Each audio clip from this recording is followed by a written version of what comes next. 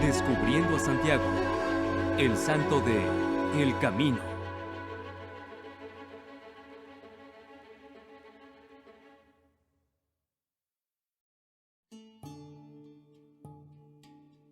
Santiago es el patrono de España, en donde se le conoce como el Señor Santiago, y país que desde el siglo IX proclama el honor de poseer sus reliquias. La peregrinación tradicional a su gran santuario, en la Catedral de Santiago de Compostela, que se conoce como el Camino de Santiago, se ha convertido en la peregrinación más popular para los católicos de Europa Occidental desde inicios de la Edad Media. Después de la peregrinación a Roma y a Tierra Santa, es la peregrinación más famosa y frecuente del mundo cristiano. En la actualidad, cientos de miles de personas parten de innumerables lugares de toda Europa para dirigirse a la tumba de Santiago. Además de aquellos que hacen una peregrinación religiosa, hay muchos que hacen ese recorrido por otras razones. Viajar, hacer deporte o por el simple reto de caminar por semanas en tierras extranjeras. Aunque en la Biblia se menciona muy poco a Santiago, a partir del estudio y relación de los episodios donde sí aparece, se pueden recopilar muchas claves para entender su travesía. Además de su historia bíblica, el legado que se manifiesta en la tradición de El Camino de Santiago es un tremendo testamento de su vida y del impacto relevante que aún tiene en el mundo de hoy. La historia de Santiago es una historia fantástica, es una historia maravillosa, es una historia de mucha gente, de muchas personas que vienen a Santiago, que han venido a lo largo de todos estos tiempos. Estamos hablando de casi 1000 años, que han venido a Santiago. Bueno, el camino es en realidad varios caminos. Está el camino francés, el camino portugués y muchos otros que convergen en Compostela. Por supuesto, Compostela es una especie de destino principal que todos buscan, porque es ahí, en la Catedral de Compostela, donde se puede visitar la tumba de Santiago. Bueno, la experiencia de Santiago es una experiencia de fe. La ventaja de Santiago y de sus muchas rutas es que durante muchas generaciones ha sabido tocar los corazones de muchas personas de diferentes formaciones y religiones.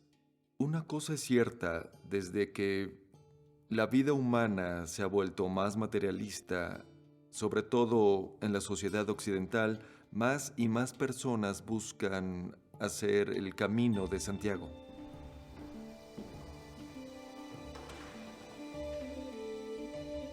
El Camino de Santiago, diríamos, es como la metáfora más significativa de lo que es nuestra vida.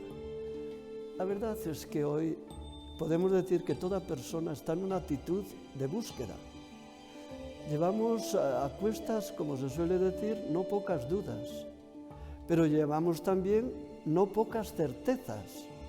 Y en el Camino de Santiago, ciertamente, esas dudas que podemos traer, pues hay que darles, se trata de darles una respuesta. Y esas certezas que llevamos, pues tenemos que tratar de afirmarlas, si cabe, todavía mucho más en el ámbito cristiano, el ámbito católico, a la luz de la tradición apostólica.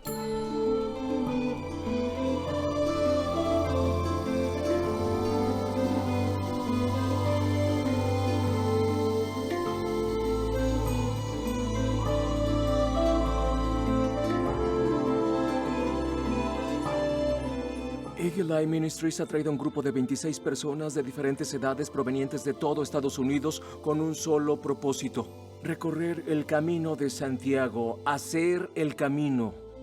Vamos a ir desde nuestro punto de partida hasta la tumba de Santiago con un solo objetivo.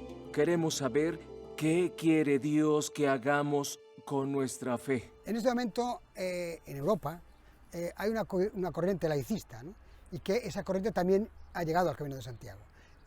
Hay muchos peregrinos que no son peregrinos como tal, con esa idea que tenemos de peregrinación, porque el peregrino, por definición, es una persona que va a un lugar santo. Por tanto, el llamarse peregrino significa, es un concepto religioso.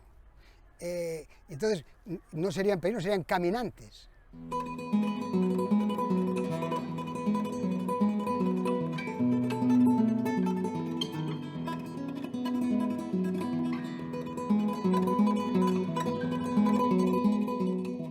Muy bien, están a punto de dar sus primeros pasos. Sabemos que un viaje de 1000 kilómetros empieza con un paso.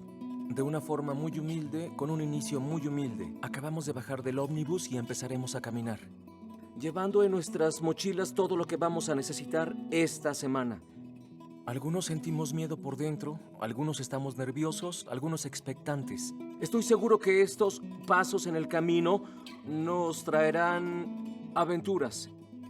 Podrían pasar cosas que nunca pensamos que sucederían, cosas que no podíamos prever, desde una lesión, Dios nos libre, hasta una nueva amistad, Dios quiera. No sabemos lo que nos espera en los siguientes 6 días, pero sí sabemos 2 cosas. Estamos juntos y haremos esta travesía como la iglesia, hombro con hombro. No dejamos a nadie atrás, apoyamos a todos. Lo segundo es, este es un trabajo de Dios. Caminamos en un lugar sagrado. La vía por la que iremos es la misma que pisaron los santos de Dios. Y caminamos para encontrar la tumba de un padre. Este trayecto ha sido santificado y ha sido bendecido de una forma tan profunda que mientras lo caminamos, Dios trabajará su camino en nuestras vidas. No se trata de hacer el camino, se trata de dejar que Dios nos muestre el suyo. Así que lo más importante de este inicio no es solo la emoción de asegurarnos que nuestros zapatos estén amarrados, sino asegurarnos de que nuestro corazón esté abierto para hacer y dejar a Dios hacer todo lo que Él quiera en nuestra vida. ¿Qué es lo que sabemos de Santiago? Es una pregunta capciosa porque uno de los problemas que tenemos es que sabemos que hay diferentes referencias a Santiago en el Nuevo Testamento. Tenemos a Santiago, el hijo de Zebedeo, también a Santiago, el hijo de Alfeo. Además tenemos a un Santiago que se dice era el hijo de otra María, según parece. Y por último a Santiago, que es el padre de Judas. Entonces, ¿quién es el Santiago que es el punto central de la tradición del camino en España? Bueno, esto es útil y no hay duda al respecto. Ese Santiago es claramente Santiago el Mayor, como a menudo se le conoce, o Santiago, el hijo de Zebedeo.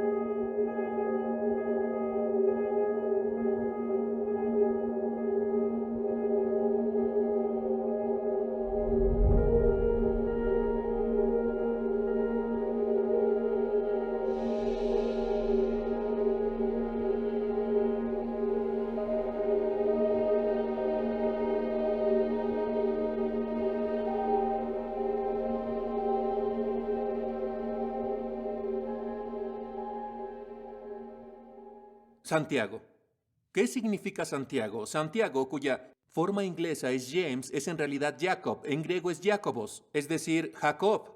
Entonces, Santiago es Jacob, uno de los padres del pueblo de Israel, que son Abraham, Isaac y Jacob. A Santiago le ponen ese nombre en referencia a Jacob, cuyo apellido es Israel. Por lo tanto, si uno quiere conocer a Santiago, si uno quiere entenderlo, él claramente no solo creció en una familia judía, sino que sus padres le dieron un nombre muy especial, el nombre del progenitor de Israel, Jacob.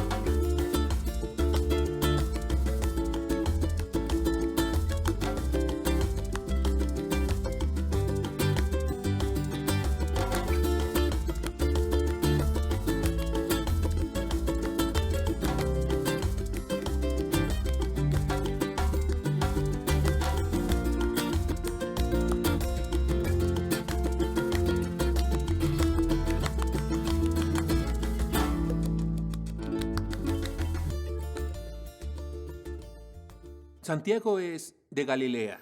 ¿Dónde está Galilea? En la parte norte de Israel. En esa área vivían israelitas no judíos en cierto sentido. Judío era el término que se usaba para los del reino del sur de Judá. Pero las tribus del norte no son judías, son del abanico más amplio de Israel y estaban de algún modo divididas después de que el reino se separó. Así que surgió en los profetas la esperanza de una reunificación del norte y del sur.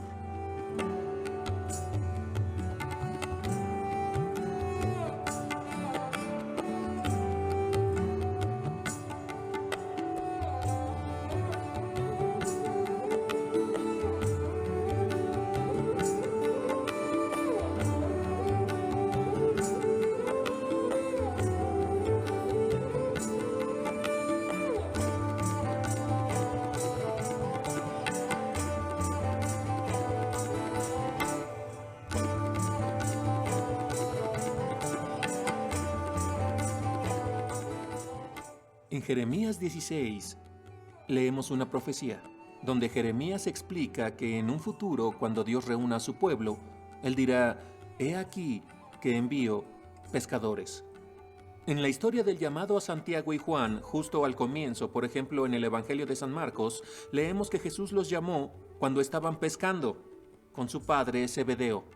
Santiago, un israelita empapado en las esperanzas judías, sin duda, como muchos de los judíos en la época de Jesús, y como mucha gente de Galilea en la época de Jesús, deseaba la venida del Mesías, ya que estaban sujetos a la autoridad del gobierno romano. Por supuesto, conocían la profecía de que un Mesías vendría, que alguien vendría a liberar a Israel. Por eso, básicamente, Jesús llamó a 12 apóstoles, en señal de su intento por restaurar las 12 tribus de Israel. En Lucas 22, Jesús dice que los 12 estarían sentados sobre tronos para juzgar a las 12 tribus de Israel. Estando en sus barcas, cuando Santiago y Juan escucharon a Jesús llamarlos, ellos dejaron sus redes inmediatamente.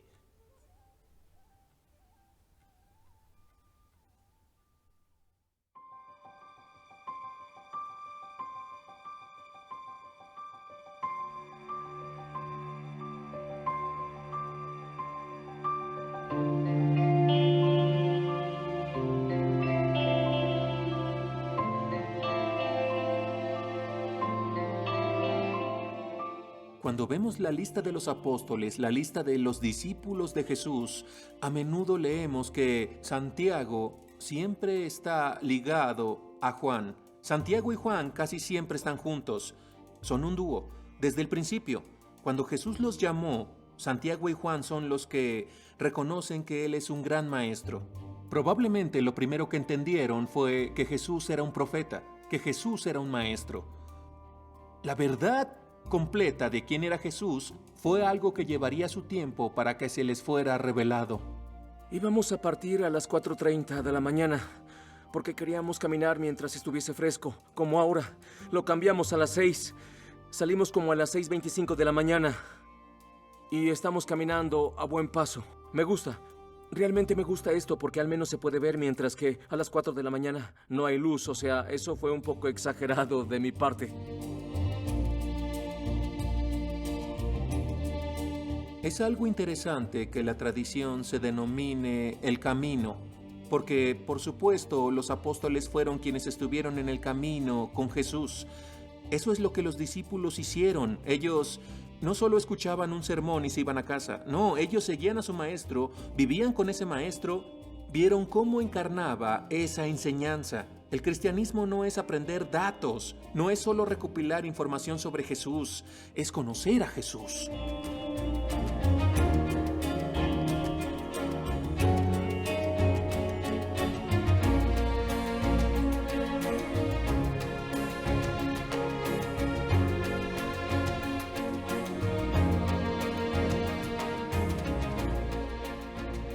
Así que este Santiago el Mayor, Santiago, el hijo de Zebedeo, juega un papel muy importante en la vida de Jesús. Es claramente uno de los miembros más importantes del grupo de los 12 apóstoles. Definitivamente Santiago, Juan y Pedro fueron los compañeros más cercanos a Jesús. porque si consideramos a los apóstoles en una especie de lista A1, los tres estaban en la lista de privilegiados, dentro de la lista A1 de los mejores amigos de Jesús. Santiago está en la lista de los 3 discípulos especiales, de los que tenían, digamos, un asiento en primera fila en alguno de los eventos más importantes del Evangelio. La curación de la suegra de Pedro, Jesús la curó. La curación de la hija de Jairo. Jairo va a pedir ayuda a Jesús. Por supuesto, quería que Jesús curara a su hija, pero ella muere. Según Marcos y Lucas, Jesús se lleva con él a Pedro, Santiago y Juan. Sacó a todos los demás e hizo que la niña regresara a la vida. La transfiguración de Jesús en el monte Tabor, que fue para mostrarle su divinidad, gloria y poder. Jesús se llevó a la montaña solo a 3 discípulos, Pedro, Santiago y Juan. Y de nuevo en el huerto de Getsemaní, Jesús se retira a orar y se lleva con él a 3, Pedro, Santiago y Juan.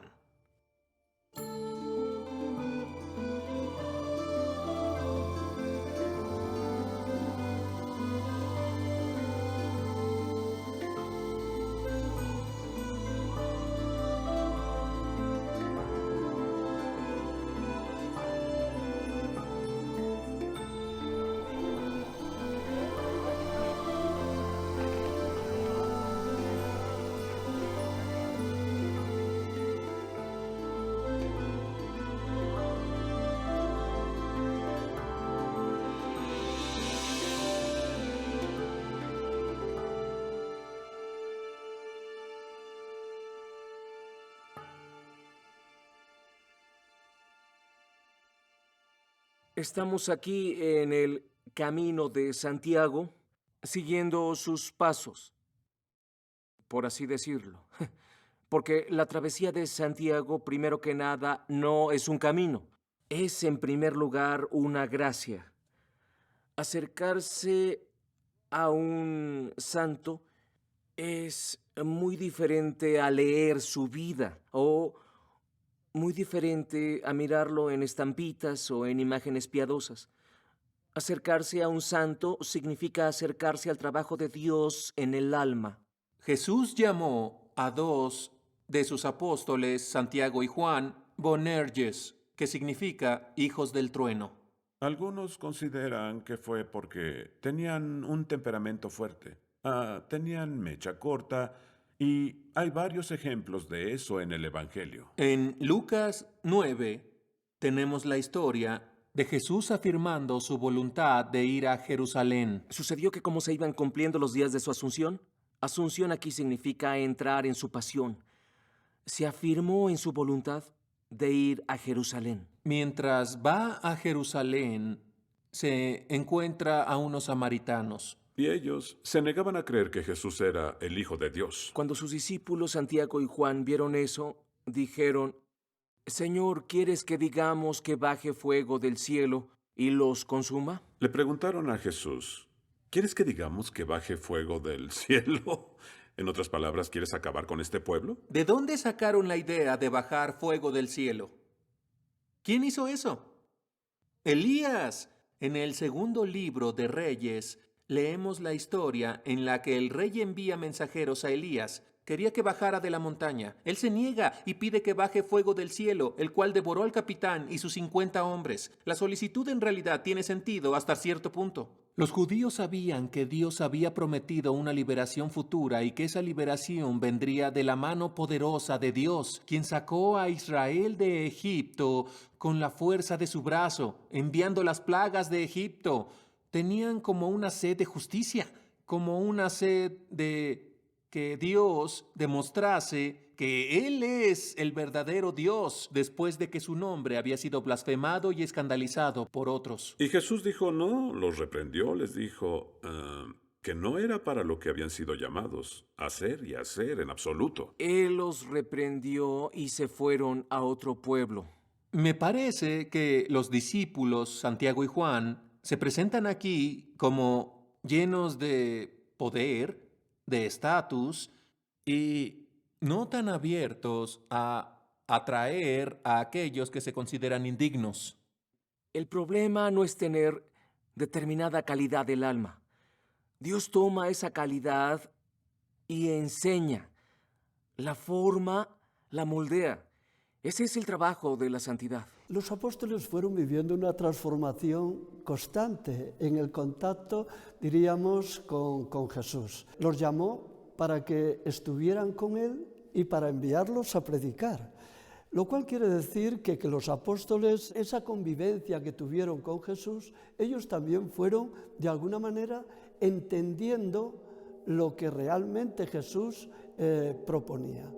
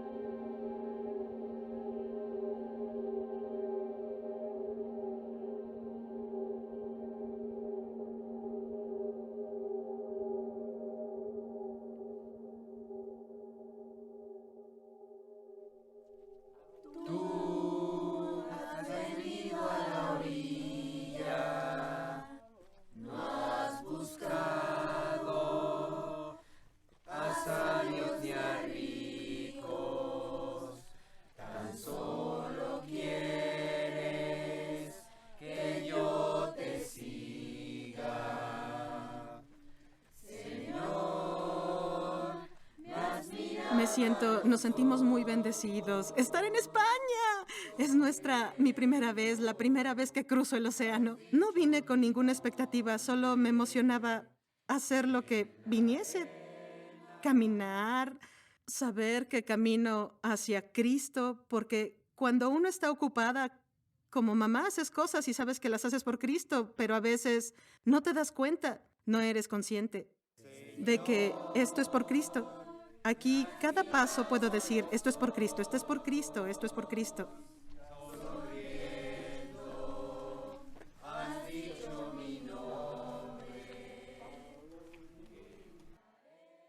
Lo primero es cuidar sus pies.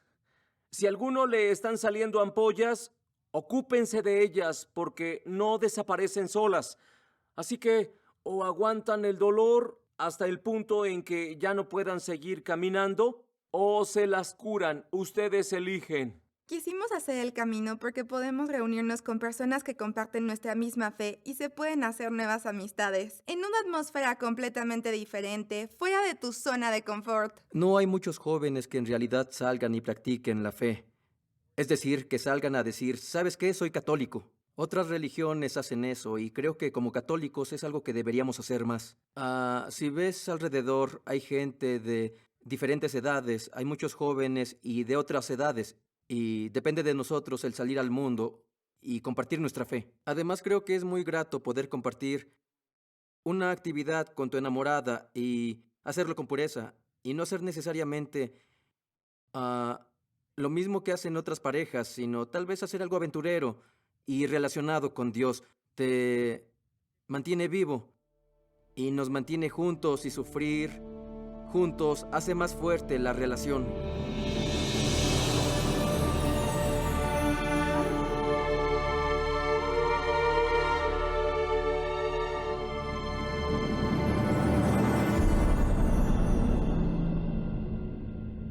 Santiago y Juan le solicitaron algo a Jesús, aunque en Mateo dice que en realidad fue la madre de Santiago y Juan quien lo pidió. Pero sabemos en la historia que Jesús claramente entiende que el pedido viene de Santiago y Juan, porque en el griego el idioma cambia y Jesús le habla directamente a ellos y no a su madre. ¿Y qué es lo que pedían? Permite que nos sentemos a tu derecha y a tu izquierda cuando llegues a tu reino. Ellos querían asientos en primera fila cuando Él llegara a su reino, a su izquierda y a su derecha. Ahora, el lenguaje resulta interesante. ¿Qué significa sentarse a la derecha y a la izquierda de Jesús? Creo que muchas personas familiarizadas con el arte católico imaginan que esto hace referencia a la segunda venida Y en mucho arte católico se ve a Juan el Bautista y a la madre de Jesús a la derecha y a la izquierda de Jesús. Y él dijo, no puedo darles esos lugares, ya están reservados, están ocupados. Jesús dijo, pueden ser bautizados con el bautismo con el que seré bautizado. ¿Pueden beber de la copa que yo voy a beber? La respuesta fue, sí podemos, sí. Pero no creo que la historia hable principalmente de la segunda venida de Jesús.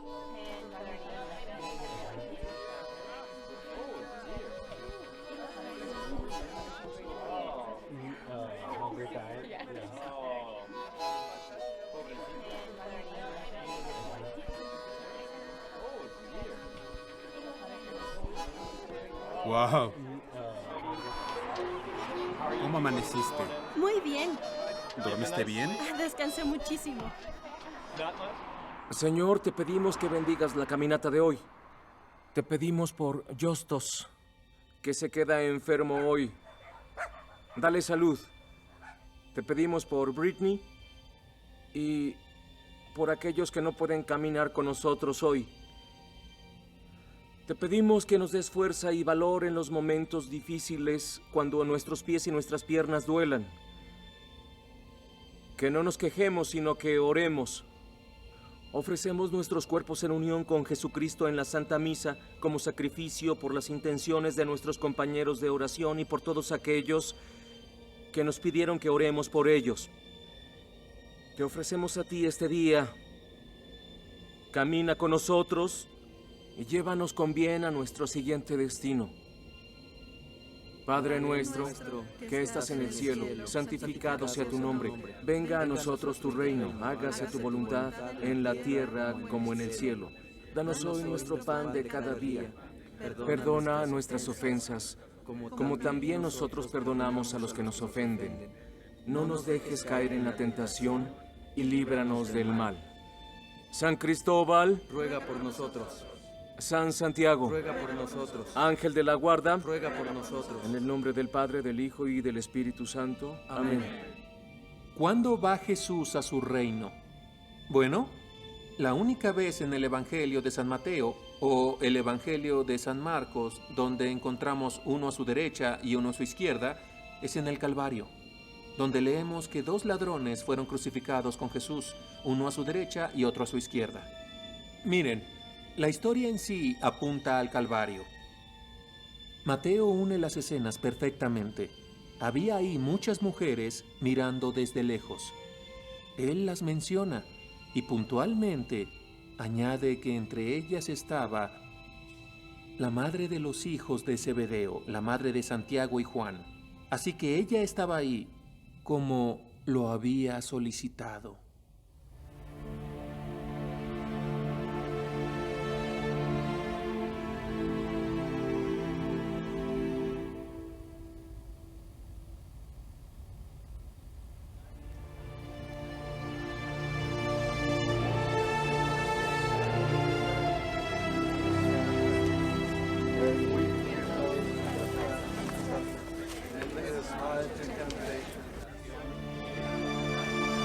Dios te salve María, llena eres de gracia, el Señor es contigo, bendita tú eres entre todas las mujeres y bendito es el fruto de tu vientre Jesús.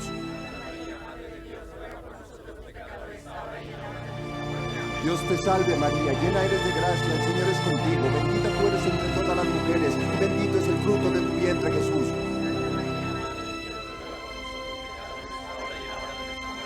Dios te salve María, llena eres de gracia, el Señor es contigo, bendita tú eres entre todas las mujeres y bendito es el fruto de tu vientre Jesús.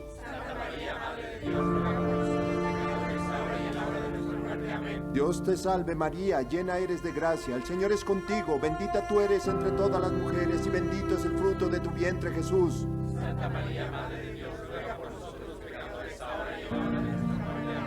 Dios te salve María, llena Finalmente, el reino de Jesús no es conquistar, no es derrotar a otros, sino más bien se trata de amar. La parte fundamental de la lección que Jesús quiere transmitir a sus apóstoles, en particular a Santiago y Juan, a estos hermanos trueno, es que además de ser humildes de corazón, hay que ser humildes en términos de nuestra fe, en relación con otras personas, no precipitarse a juzgar.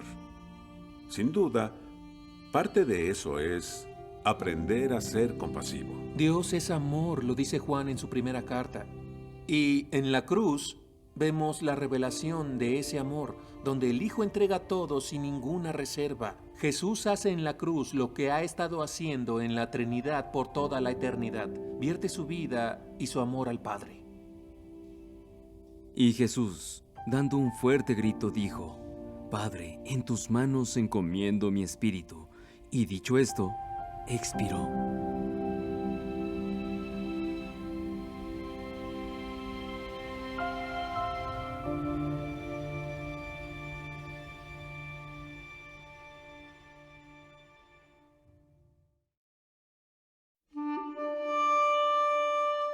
Sí, así es.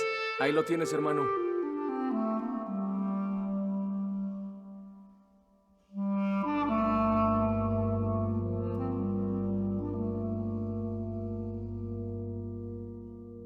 Después de la muerte de Jesús y después de la resurrección, tenemos una historia al final del Evangelio de Juan, que es graciosa y también conmovedora. Pedro dice a algunos de los apóstoles: voy a pescar. Y ellos dicen: nosotros vamos contigo. Por una parte, esto tiene cierta dimensión humana, ¿no es así? Ellos habían pasado por muchas cosas y Pedro había vivido toda su vida en el mar de Galilea. Voy a pescar. Y Santiago y Juan, los hijos de Zebedeo, hacen aquí su única aparición en el Evangelio de San Juan. Nosotros vamos contigo. Y por supuesto sabemos cómo se desarrolla la historia. Jesús se les aparece y le pregunta 3 veces a Pedro: ¿me amas? De algún modo, Pedro se reconcilia después de haber negado 3 veces a Jesús. Pero la declaración de Santiago y Juan, nosotros vamos contigo, también es significativa. Después de la resurrección, la iglesia va a pescar. Yo vine al camino a fortalecer la parte espiritual de mi vida, por un crecimiento espiritual. También en busca de tiempo para orar y meditar, porque en nuestra vida diaria estamos muy ocupados. Yo estoy tan ocupada que me olvido de rezar. Así que tener 3 horas y media o 4 al día para orar, misa y adoración diaria me ha ayudado a recordarme, incorporar más la oración en mi rutina diaria.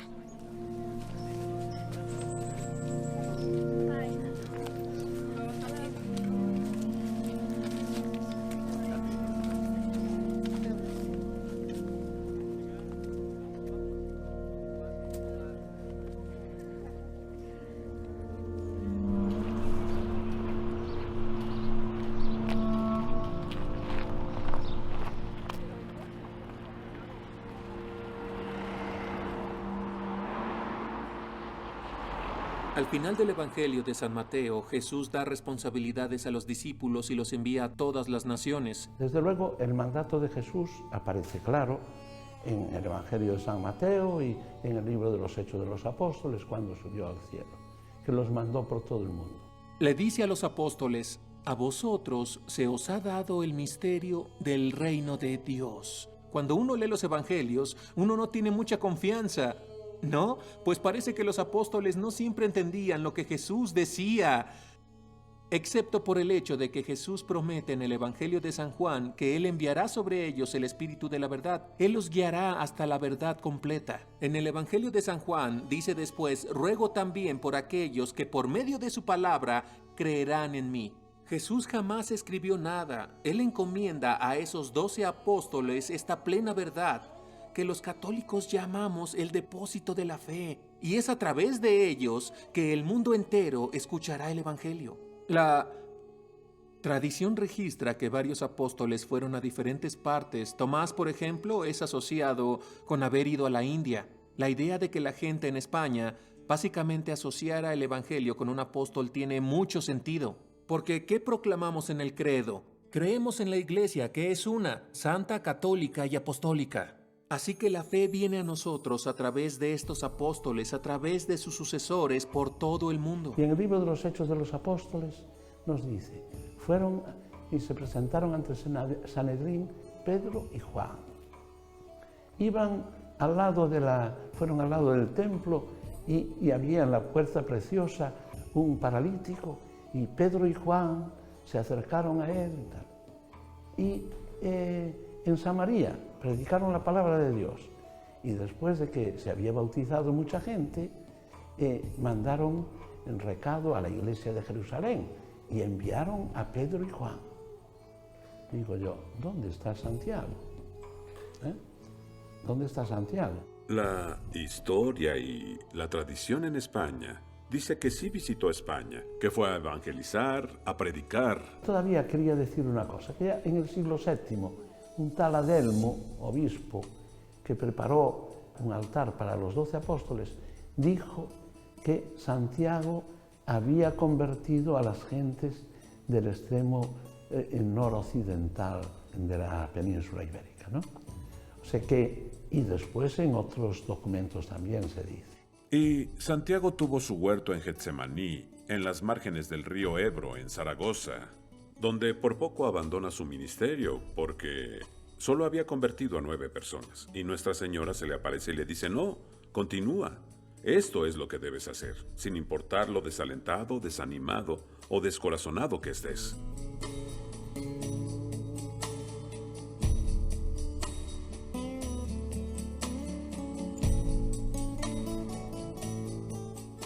Cuando hablamos de Santiago, a menudo lo vemos representado como peregrino. Si van a la Catedral de Santiago, verán hermosas esculturas que son parte de la fachada de la iglesia y que lo representa como un peregrino. Nosotros también somos peregrinos, no estamos en casa. Nos gusta imaginarnos que ya llegamos. No nos gusta imaginar que necesitamos renunciar al mundo y renunciar a todas sus comodidades. Mantener los ojos enfocados en esa verdadera tierra prometida que está arriba. Eso es lo que esa imagen intenta enseñarnos. Como los discípulos, estamos en el camino con Jesús, no hacia el Jerusalén terrenal, sino más bien hacia el Jerusalén celestial.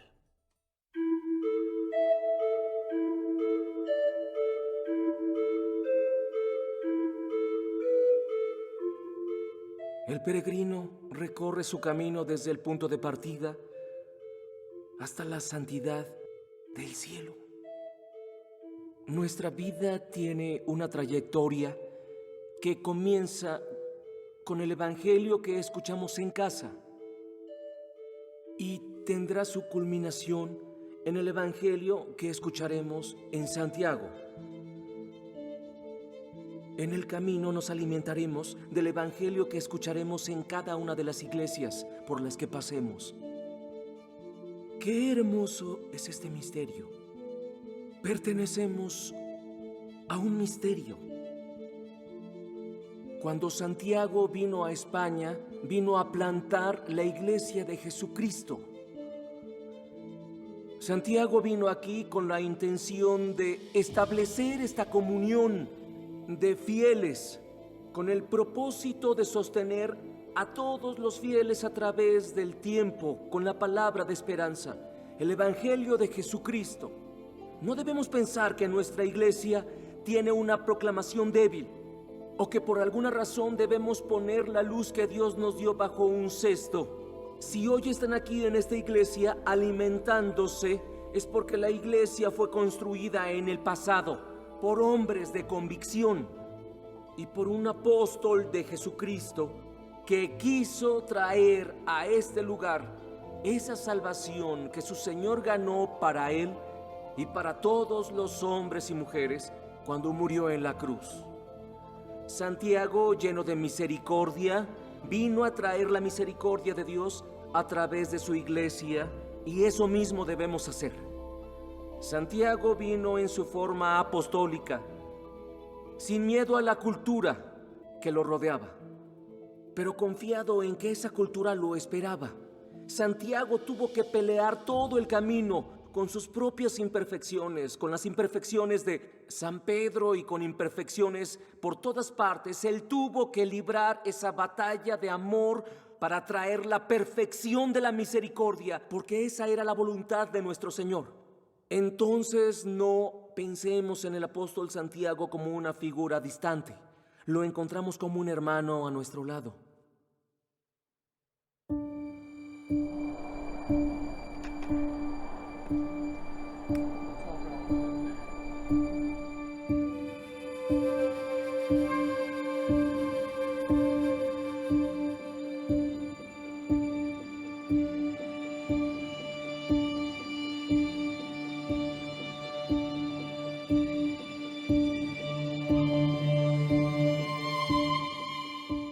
cada vez que leemos sobre Santiago y Juan, a Santiago siempre se le nombra primero. Y la explicación usual para eso es que Santiago es mayor. Y es probable que sea cierto. Un erudito, John Mayer, hace una sugerencia interesante y dice que puede ser perfectamente cierto que Santiago sea mayor. La agonía en el huerto fue la última vez que fueron observadores especiales, porque Jesús quería que ellos también vieran que, para ser transfigurados, tendrían que sufrir. Tendrían que beber de la misma copa que Él bebió, y eso era parte de ser parte de su grupo más cercano, pero también un discípulo suyo. Hoy necesitamos cuidarnos en oración de manera muy especial unos a otros, elevándonos el espíritu. Tenemos que darnos ánimos para que al llegar a Santiago, de verdad hayamos llevado a cabo ese viaje interior que necesitamos. ¿Podrán beber de esa copa? ¿Podrán ser bautizados con el bautismo con el que seré bautizado? También fueron llamados a hacer cosas que no serían sencillas. Vamos a aplaudir como santos que van al cielo. Todos vamos rumbo a Jerusalén, hombro con hombro, codo con codo, en hermandad, y caminaremos hacia la tierra prometida como una familia.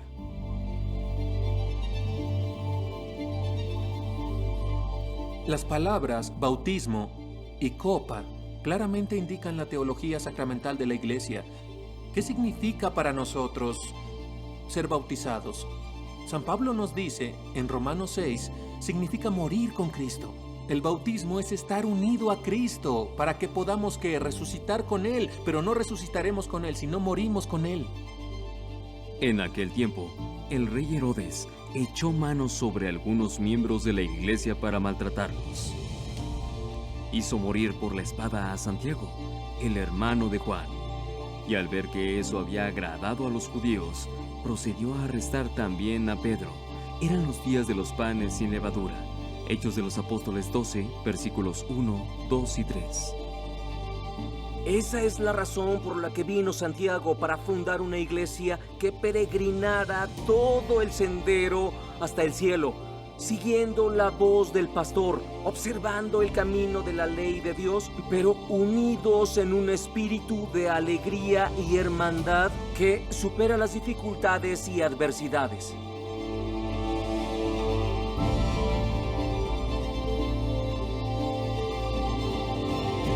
Herodes mandó decapitar a Santiago y leemos que Herodes reconoce que eso había complacido a los judíos. Así que Herodes no solo lo hizo porque era necesario, sino por conveniencia política. ¿Por qué Agripa mató a Santiago? Pues se conoce que ha dispensado a la gente del cumplimiento de la ley mosaica. John Mayer sugiere que tal vez la razón por la que a Santiago se le nombra primero es más que veneración.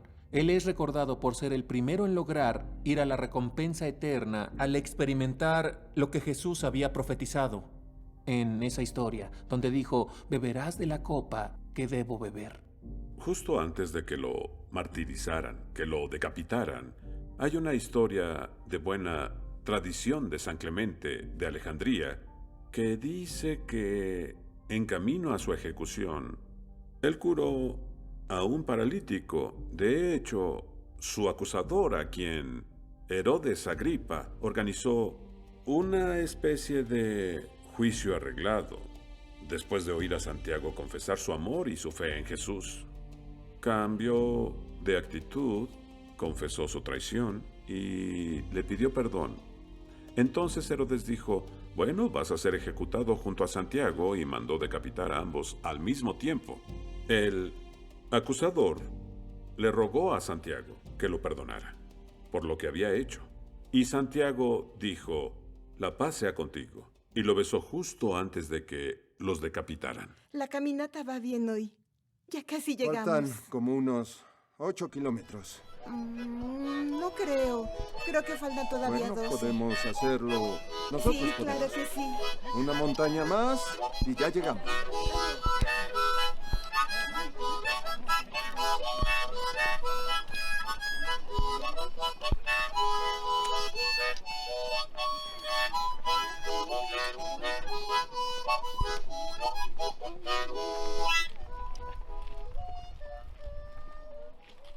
Entonces, Santiago, al final de su vida, aprendió la lección de la misericordia y el perdón.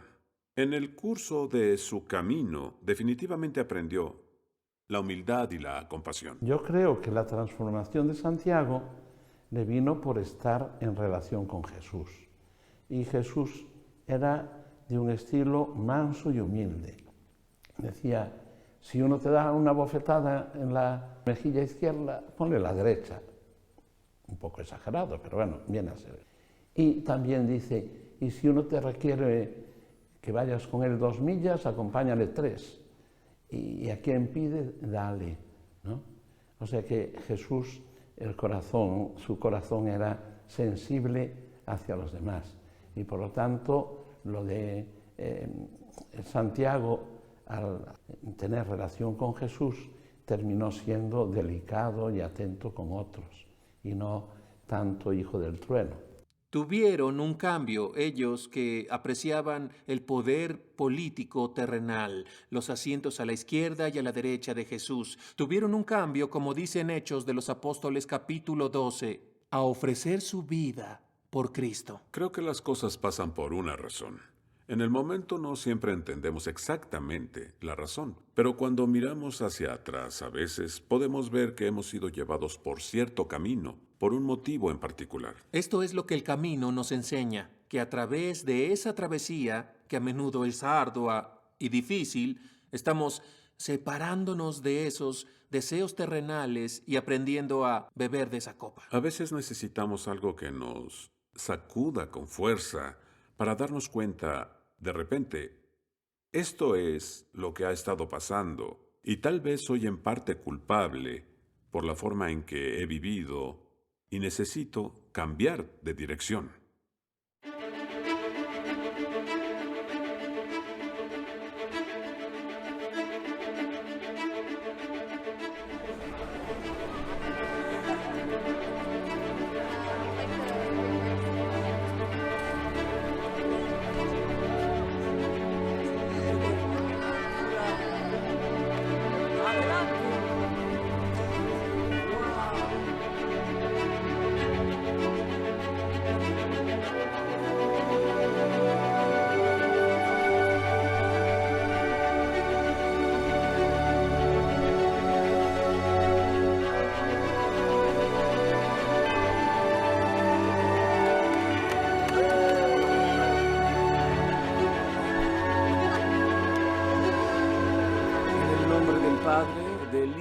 Y del Espíritu Santo, como era en un principio, ahora y siempre, por los siglos de los siglos. Amén. San Juan, ruega por nosotros. San Santiago, ruega por nosotros. Virgen de Fátima, ruega por nosotros. En el nombre del Padre, del Hijo y del Espíritu Santo. Amén. De los tobillos para arriba estoy muy bien. Me siento muy bien. Esto es maravilloso. Los últimos, digamos, 5 kilómetros fueron los peores, pero lo logramos y estamos aquí. Mis expectativas se triplicaron en comparación con lo que había leído. Los blogs, la internet, no le hacen justicia. Yo esperaba conocer muchas personas, pero no esperaba hacer grandes amistades, relaciones duraderas con las personas con las que caminé. Creo que voy a conservar los recuerdos de esta experiencia por siempre.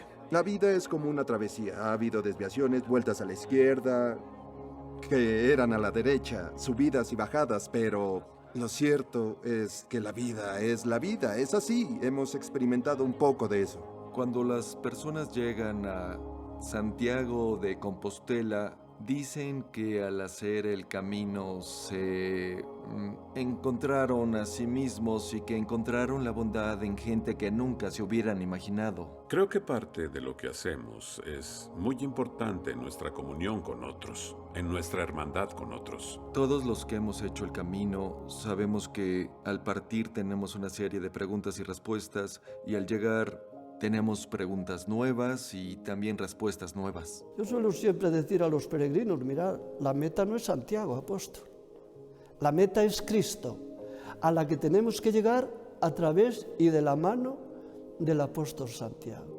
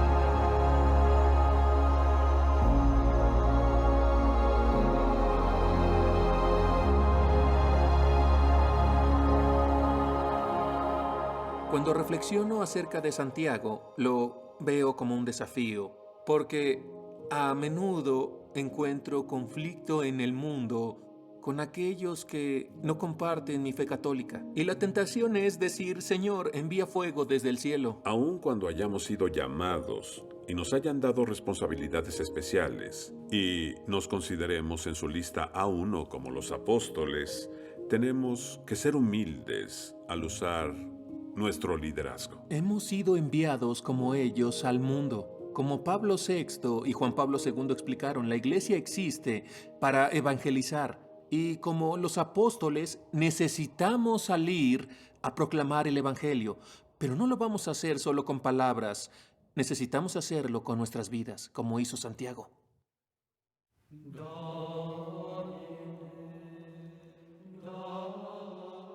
Después de su muerte, su cuerpo fue transportado por barco a las orillas de Iberia y fue enterrado en Santiago de Compostela, la ciudad que hoy lleva su nombre.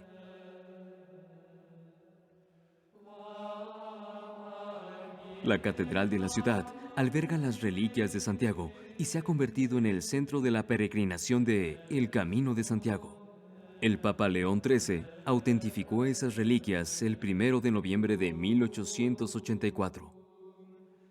En el calendario litúrgico, el 25 de julio se celebra la festividad de Santiago. Es el santo patrono de España, Antigua, Chile, Guatemala, Nicaragua y Bosnia y Herzegovina. La muerte de Santiago es el único registro bíblico que tenemos de la muerte de uno de los apóstoles y él fue el primero de ese grupo escogido en dar la vida por su maestro.